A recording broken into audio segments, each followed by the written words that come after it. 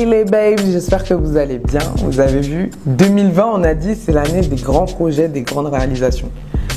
Écran avec le logo, nouveau set, on est là, on est à l'aise. Allez chercher votre petite tasse de thé ou votre jus ou votre petit gâteau. Mettez-vous à l'aise avec le plaid, parce que moi c'est comme ça que je fais quand je regarde les émissions, quand je suis sur Netflix. Je mets mon petit plaid avec mon petit thé, ma petite charcute aussi, parce que ouais, j'avoue, j'adore ça. Enfin bon, bref, tout ça c'est pour vous dire que c'est le nouveau set de la saison 2. J'espère en tout cas que ça va vous plaire.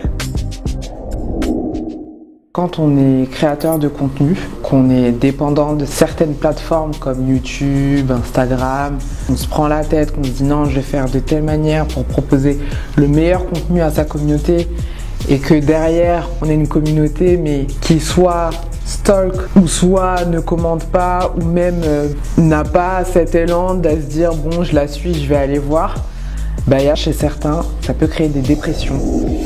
Etika, popular YouTuber and streamer, has been found dead after missing for nearly a week. Si on n'est pas bien entouré, si on n'est pas bien armé dans sa tête à se dire ok, peut-être qu'au départ ça va pas te prendre, peut-être qu'au départ il y aura, même pas au départ, dans l'aventure du projet il y aura des hauts, il y aura des bas. Si on n'est pas bien armé et si on n'a pas un but, ça peut devenir difficile. Là où je veux en venir, c'est que quand vous voyez quelqu'un qui se lance, quelqu'un de proche ou peut-être d'un peu moins proche, mais que vous voyez que la personne y met du cœur, qu'elle est passionnée, qu'elle fait tout en tout cas pour que ça rentre de la meilleure manière possible, soutenez-la, c'est hyper important. Et aujourd'hui, on a le plaisir d'accueillir une youtubeuse, aussi instagrammeuse, make-up artiste. Elle sait tout faire, montage, elle maquille, c'est une fille pétillante, solaire. Ça faisait un moment que j'avais envie de la rencontrer parce que je l'ai rencontrée lors d'un événement et je sais pas, ça a matché. Je me suis dit ça serait cool de faire une interview avec elle.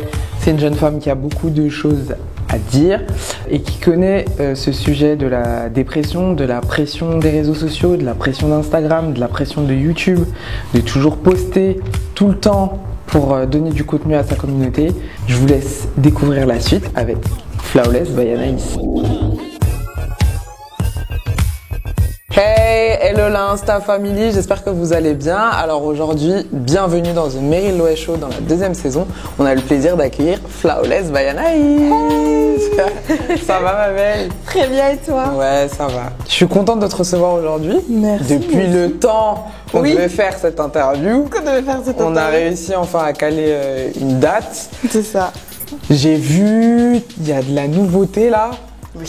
2020, tu as décidé de te consacrer à ta chaîne YouTube. C'est ça. Donc tu arrêtes définitivement ce que tu faisais avant. Exactement. C'est quoi qui a été le déclic? J'avais un copain à l'époque, je suis sortie de la maison et je me suis fait choper. Voilà, et je me suis fait tuer. Voilà. Vous voyez le clip Bazardé? Et Bazardé, c'est moi. Quand je vous dis c'est moi.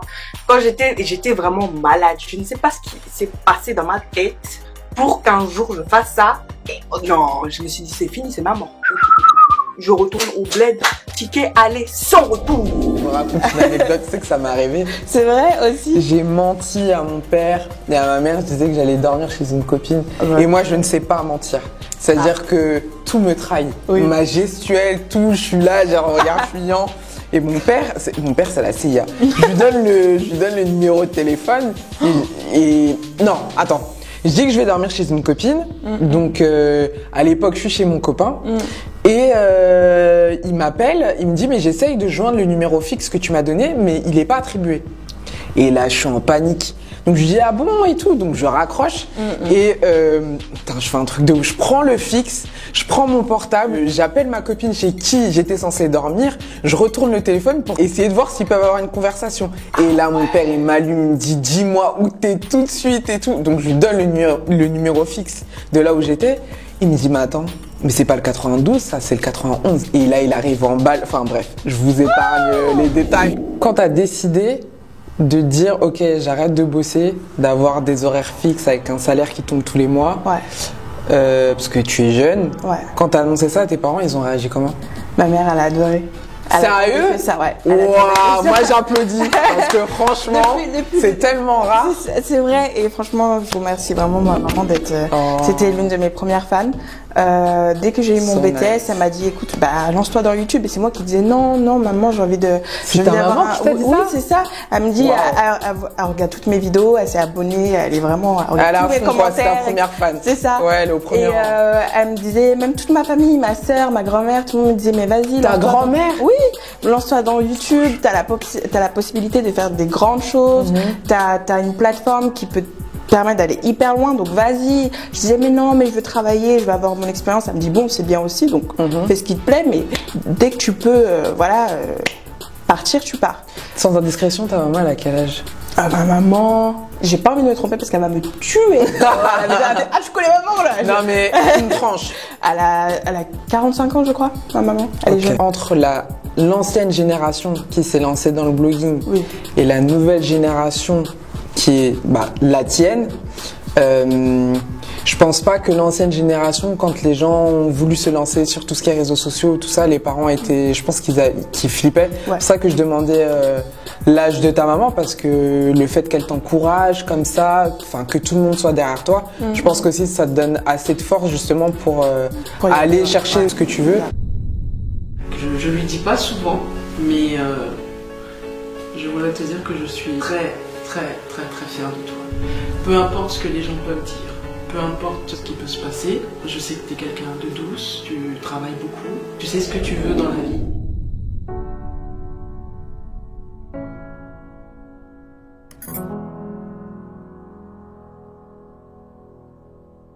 C'est vrai que maintenant, si tu veux vraiment te faire reconnaître et que l'algorithme te mette en avant, c'est vraiment faut que tu postes presque une fois par jour, quoi. Une fois par jour. Ouais. C'est de la folie. Sur YouTube, moi rien que sur Instagram, quand je poste de plus en plus, Ça monte. ça monte très facilement. Les gens ils veulent te voir tout le temps. Et ça crée quand même une addiction aux réseaux sociaux déjà de 1. Parce que c'est plus par plaisir, c'est vraiment pour la notoriété, pour que les gens s'abonnent. C'est vraiment pas toi parce que tu te sens bien et tu as envie de poster, c'est vraiment parce que c'est ce que tu dois faire, quoi. Mais Donc tu le fais plus par plaisir, tu le fais par... Exactement. Je dirais pas par obligation, mais c'est hyper dur. c'est hyper dur. Je regardais beaucoup des youtubeurs américains qui avaient des 5 millions d'abonnés et juste parce qu'ils n'avaient pas le million à chaque fois dans leurs vidéos de vues, on les voyait pleurer au sol. Mais c'est vrai que c'est dur parce que c'est comme la célébrité. Quand j'avais vu, il commençait à baisser. Je m'en souviens, j'en pleurais, j'en stressais. Tu t'en pleurais? Ouais, j'en pleurais, j'en stressais. La vidéo que j'ai faite, que j'ai supprimée après, j'étais à 2 doigts de pleurer parce que je voyais pas la sortie. Je me dis mais j'ai perdu toute la communauté que j'ai bâtie pendant des années. Ça me faisait mal. Après, maintenant ça va mieux parce que je me dis je comprends un peu mieux le système. Et surtout que c'est pas toi. Oui, c'est pas moi En soi. c'est vraiment en fait c'est la concurrence, c'est-à-dire que si tu postes pas, il y a une autre personne qui va le faire. Si tu crées pas le contenu, il y a une autre personne qui va le faire. Les abonnés ils sont comme ça, si tu postes pas, il y a pas de souci. Moi j'ai une autre abonnée que je vais aimer. Ça va très très vite, c'est comme les chanteurs. Ouais. C'est-à-dire que tu chantes Tu pas, passes vite aux oubliettes. tu vas à la trappe, il y a d'autres personnes qui vont te remplacer. Donc c'est la dure réalité. Si tu rentres pas dans ce qui marche, tu n'auras pas de retour. Mais admettons là, demain, il n'y a plus YouTube, il n'y a plus Instagram, il n'y a plus Facebook, tu fais quoi? Moi je reprends ma carrière de maquilleuse, c'est toujours ma passion, donc j'ai toujours ma passion et je continuerai mon chemin.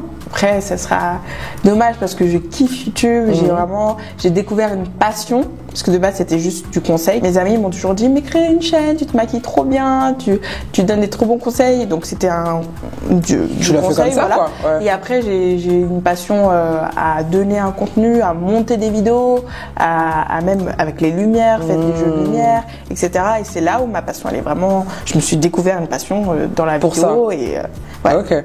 Donc j'ai vu sur Instagram, tu as fait un post en ce qui concernait ta morphologie et tout ça. Mais l'année dernière, tu as fait une vidéo qui concernait la prise de poids. exact.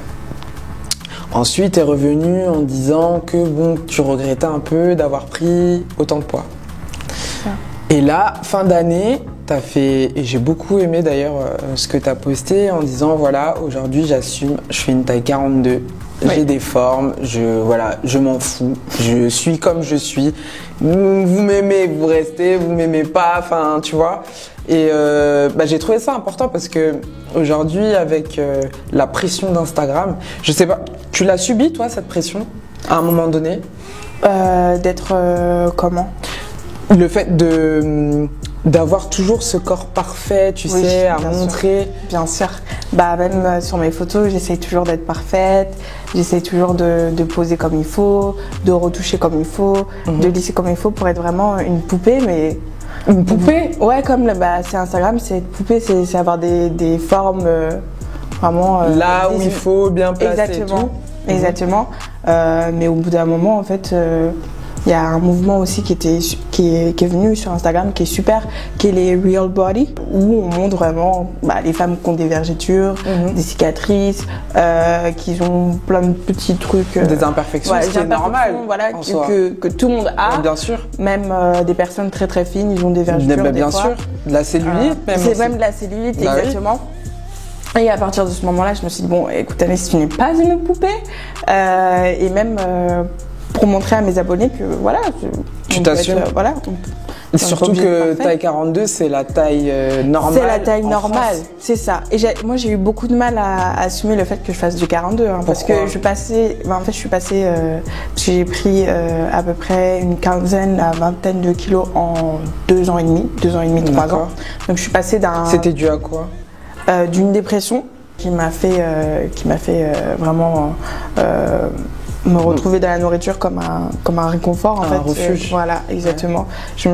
Je mangeais parce que je me sentais pas bien et c'était le seul truc qui était devant moi.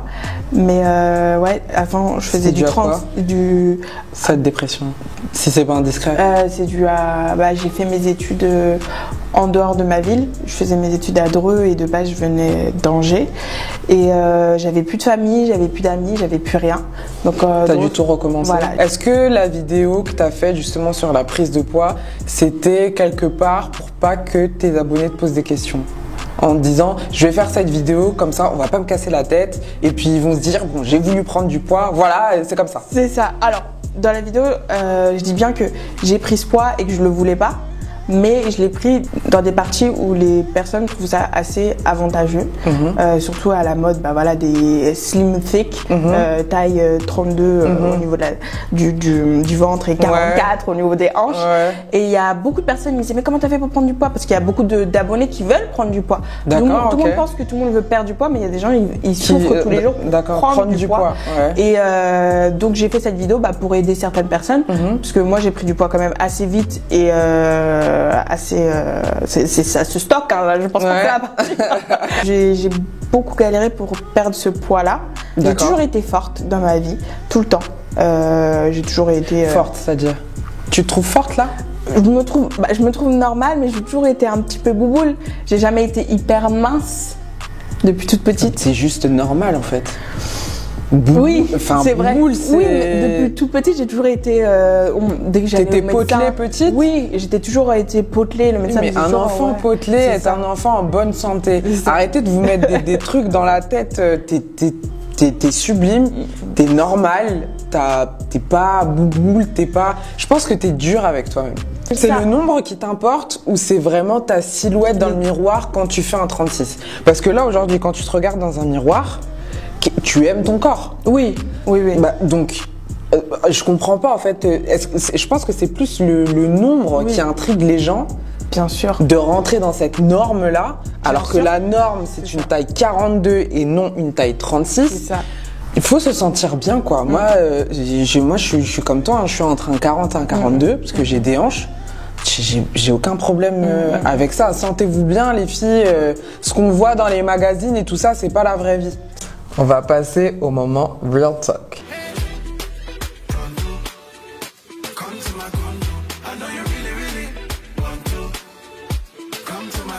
Alors, j'ai vu, tu as beaucoup parlé de ta chirurgie mammaire. Parce que c'était un besoin nécessaire pour toi de faire cette chirurgie, parce que c'était quelque chose qui te complexait. Exactement. Aujourd'hui, là, on est en 2020. Est-ce que tu serais prête à faire une autre chirurgie? Oui, je pense que oui. Ouais. Genre, oui, oui, ou genre, Oui, ouais, oui. ça oui, serait oui. quoi? Honnêtement, il y a quelque chose qui me complexait depuis des années et dont j'ai peur d'en parler. Pourquoi t'as peur? J'ai cette appréhension du retour négatif des abonnés en me disant oui, mais tu as dit tu t'assumais. Tu peux t'assumer juste en voulant juste régler quelque chose d'autre. Améliorer Tu des peux te choses. sentir très bien, je me sens très bien dans mon corps après cette opération. Si je le fais, et je rectifie encore, si je le fais, j'ai rien d'autre à rectifier, j'adore mon visage, j'adore tout. Et j'ai fait du sport, les gens ils vont me dire ah tu fais du sport, va faire des squats et tout, c'est bon, tu auras les mêmes résultats. Non, c'est dans ma morphologie, j'ai toujours eu beaucoup de cuisses, j'ai eu les hanches bien Développé, remis, mais au niveau du booty, du fessier, c'est vraiment voilà, je préfère quelque chose. L'améliorer. Voilà. Ouais. On va sûrement me dire oui, tu deviens superficielle, tu veux suivre la mode. Depuis toute petite, je veux faire ça parce que après j'ai été éduquée vraiment dans une famille de femmes noires et la femme noire c'est souvent la femme avec des formes. Moi, je veux le faire, c'est parce que vraiment déjà j'ai une peau qui est détendue. J'ai fait beaucoup de squats et ça n'a pas marché. Je me suis tuée à la salle. Petit message. Mais les gens, arrêtez de mentir sur Instagram avec vos histoires de squat. S'il y a pas, si ta morphologie, si de base t'as pas de fesses, c'est pas en faisant des squats que tu vas avoir des fesses. C'est du mensonge. Donc si c'est quelque chose qui ne vous plaît pas chez vous, que vous avez envie de faire, libre à vous et ne vous sentez pas jugé. C'est votre décision, ça vous appartient. Donc ça t'appartient. Peut-être il y a 2 ans, ça te gênait pas. Aujourd'hui, peut-être que ça te gêne avec l'âge et tu as le droit. Si tu veux le faire, que c'est quelque chose qui te tient à cœur, j'ai envie de te dire, fais-le. Si ça te permet de te sentir mieux dans ton corps. C'est ça. Bah, surtout que je le fais pas pour les autres, je vais pas faire quelque chose d'énorme avec Kim Kardashian, non. Je vais faire vraiment quelque chose. Parce que voilà, c'est vraiment, c'est moche, c'est laid. C'est très, on dirait une c'est très fourmi, laid. très. Sur ce, c'est la fin de l'émission. Bye bye.